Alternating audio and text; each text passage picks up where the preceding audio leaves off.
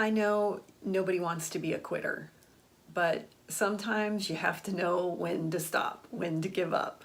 And that's what we're going to talk about on this episode of College on Fleek, how to know when it really is time to quit.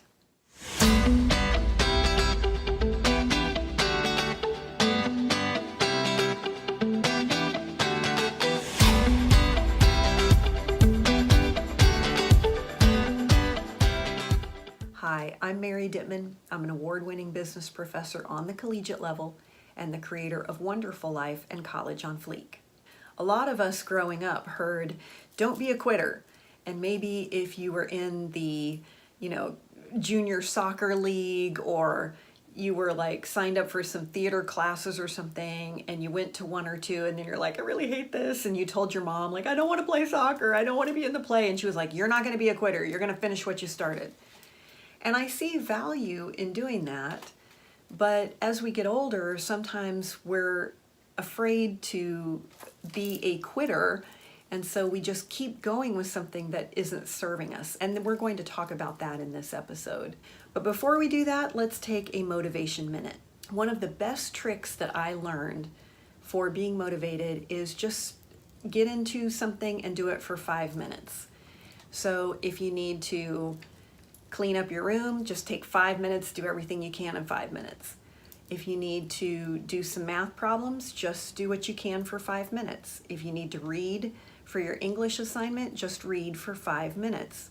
If you want to work out, just work out for 5 minutes. What normally happens is 5 minutes is long enough for your brain to kick in and for you to get motivated to keep going. And if it doesn't, you can quit in 5 minutes. And you might say, well, there's nothing I can get done in 5 minutes. Oh yeah, there is. You could probably make 2 or 3 flashcards in 5 minutes.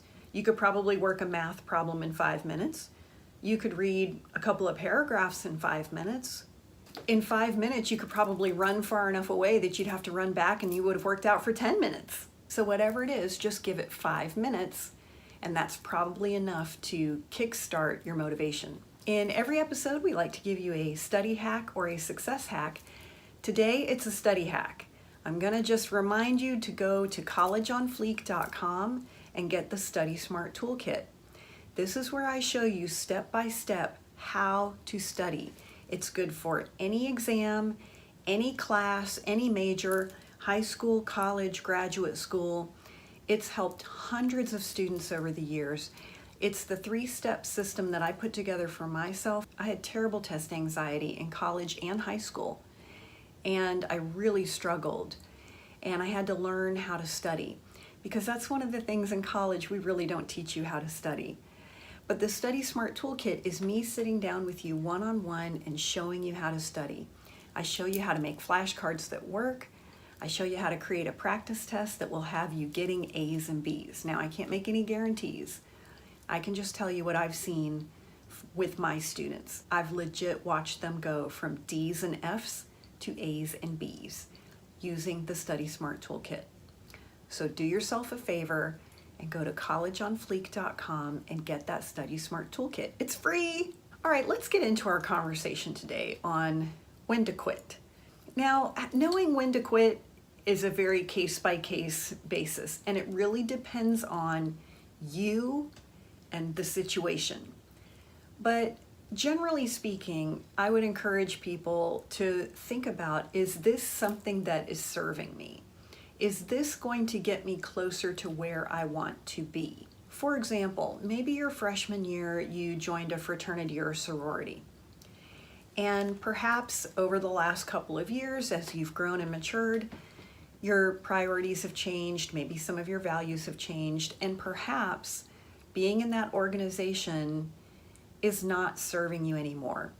You don't enjoy it, you dread going to the activities, you really don't like the people anymore, and you don't see any value in participating. When that's the case, and it's a case of like, well, I guess I should keep going, it might be time to think about stepping away and quitting. On the other hand, if it's just a case of, well, I don't like this class, maybe I should drop. Well, you're gonna not like a lot of classes. It doesn't mean that you should drop. a lot of times we think, well, this activity or this class or this job should be making me happy. No, classes and activities and jobs probably aren't going to make you happy. But the question that you have to ask yourself is this serving me, and is it getting me closer to where I want to be in my life?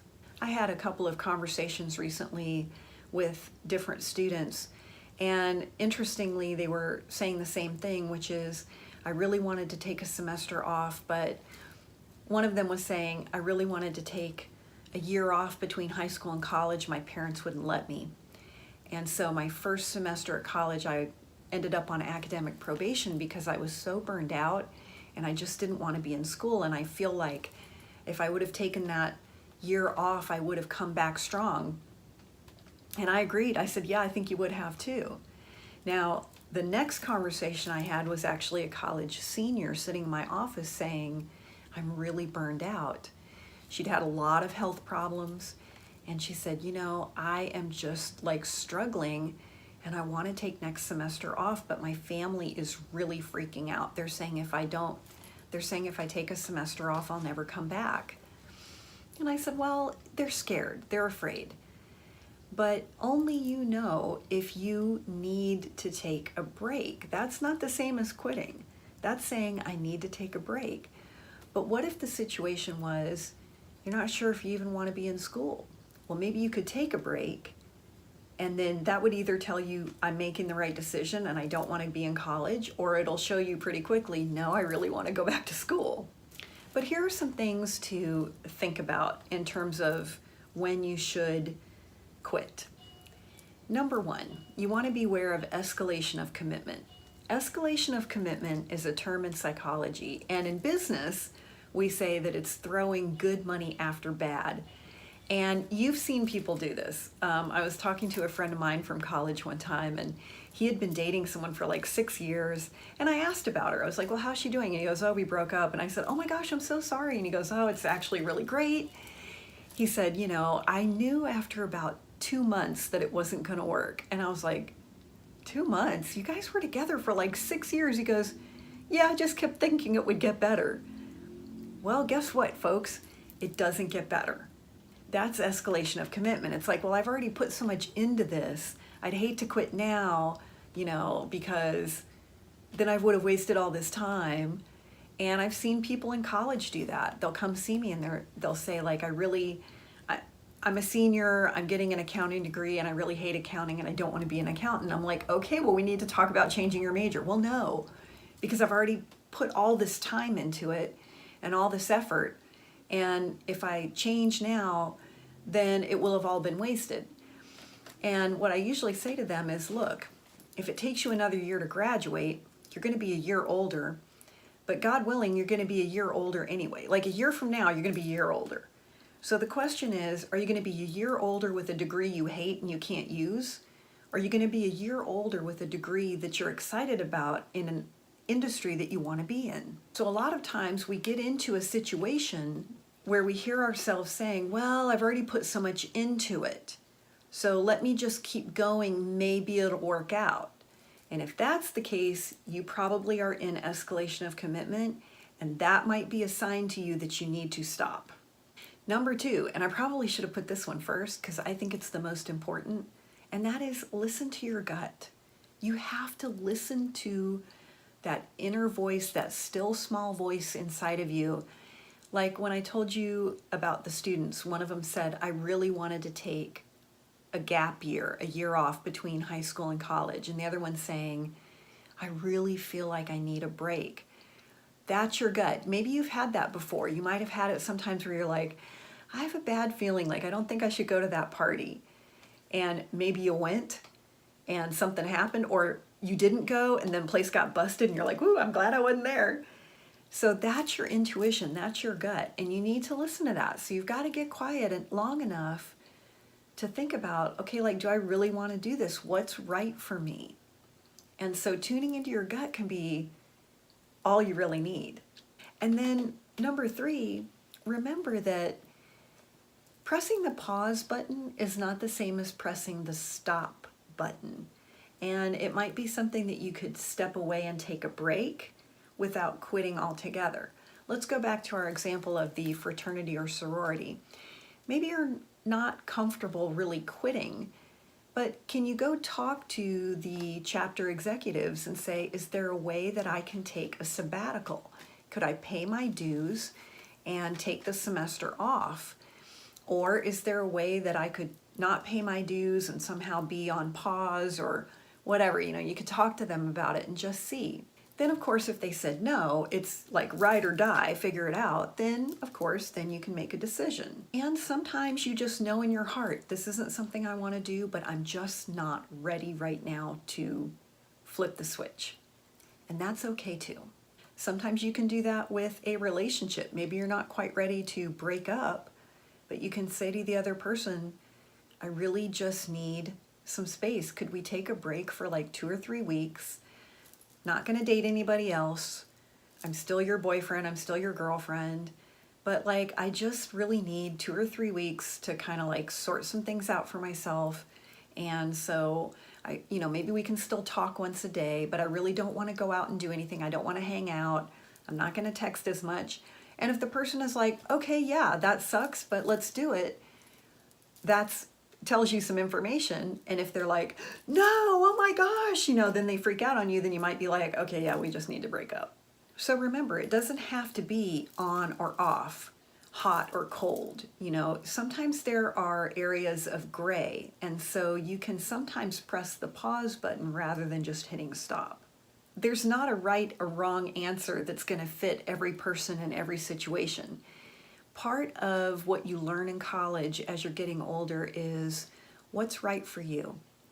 And just because you've been doing something doesn't mean you need to keep doing it. And that was something that I had to learn. For example, I served on faculty senate at the university where I teach. I served on faculty senate for 9 years. And I guess I just felt like I kind of should do it because I had been doing it. And then I realized like I really don't like it anymore. I'm tired, I'm burned out, I don't want to do it anymore. But rather than just quit and leave people hanging, I went and spoke with a colleague of mine and told her that I wanted to resign from faculty senate, but I wanted to put her up to take my place. And she was so excited. She's like, oh my gosh, yes, I'd totally love to run for faculty senate. And she had never run for it because I always ran. And she just felt like, well, I can't beat her. Hello. And in another committee, I chaired our nominating committee at the university for 9 years. And that's the committee that runs all of the faculty elections. And at one point, I had loved being on that committee. I had enjoyed chairing it. But it got to the point where I had just done it for so long, I was so burned out. And I got to the point where I said, you know what, just because I've been doing it doesn't mean that I need to continue to do it. And by stepping back, that allowed other people to come in and get involved and have the opportunity to serve. So just because you've been doing something for a long time doesn't mean you need to keep doing it moving forward. Now, College on Fleek is a dialogue, not a monologue, and we want to hear from you. So today I want to hear, what is a great motivation hack that you have that you could share with us? Put that in the comments. And you can always connect with us at collegeonfleek.com. And make sure you join us next time right here on College on Fleek.